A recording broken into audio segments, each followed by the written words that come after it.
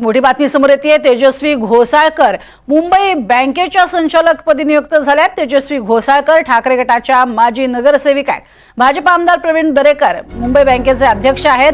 तर पती अभिषेक घोसाळकर यांच्या निधनानंतर जागा रिक्त होती आणि त्यामुळे तेजस्वी घोसाळकर मुंबई बँकेच्या संचालकपदी आता नियुक्त झालेले आहेत। आताची महत्त्वाची बातमी आपण बघतोय। अजूनही तेजस्वी घोसाळकर यांनी ठाकरे गटाचा राजीनामा दिलेला आहेच, मात्र त्या कोणत्या पक्षात जाणार या संदर्भात कोणतीही वाच्यता केलेली नाहीये।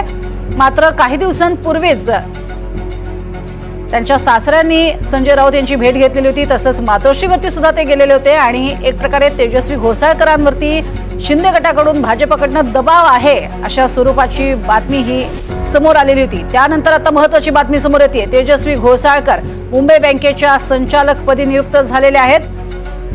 घोसाळकर या ठाकरे गटाच्या माजी नगरसेविका आहेत, त्यामुळे पुन्हा एकदा ठाकरे गटासाठी भाजपकडनं हा मोठा धक्काच म्हणावा लागेल।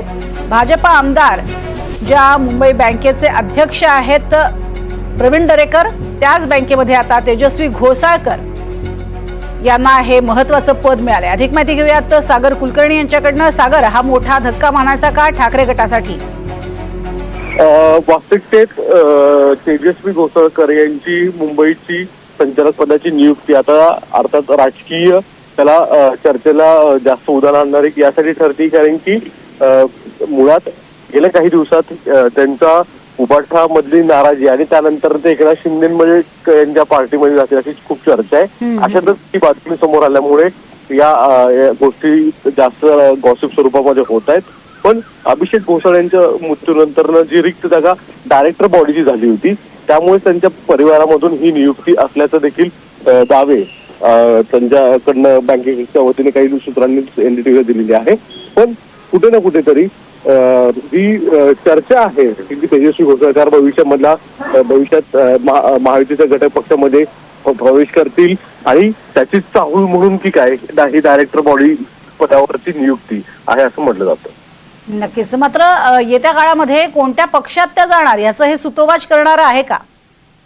वास्तविकतेत आपल्याला माहित आहे की मुंबई बँकेवर डायरेक्टर बॉडी ही महायुतीची आहे आणि इतर पक्षाचे पण पदाधिकारी जे आहेत ते संचालक आहेत। पण मुळात या बँकेचे अध्यक्ष जे आहेत ते प्रवीण दरेकर आहेत आणि ते भाजपचे प्रमुख। यामुळे सगळ्यांचे भोवया बोलले जातात, कारण की घोसाळकर हे युती मधले एकनाथ शिंदेच्या शिवसेनेत जातील अशी जी राजकीय वर्तुळात चर्चा सुरू होती। अशातच घोसाळकरांची जी ही नियुक्ती आहे ती भाजपच्या आशीर्वादाने झाली आहे का आणि त्याचा काही पुढे राजकीय फायदा होणार आहे का हे देखील पाहणं गरजेचं राहणार आहे। नक्कीच, तुर्तास धन्यवाद या संपूर्ण माहितीसाठी।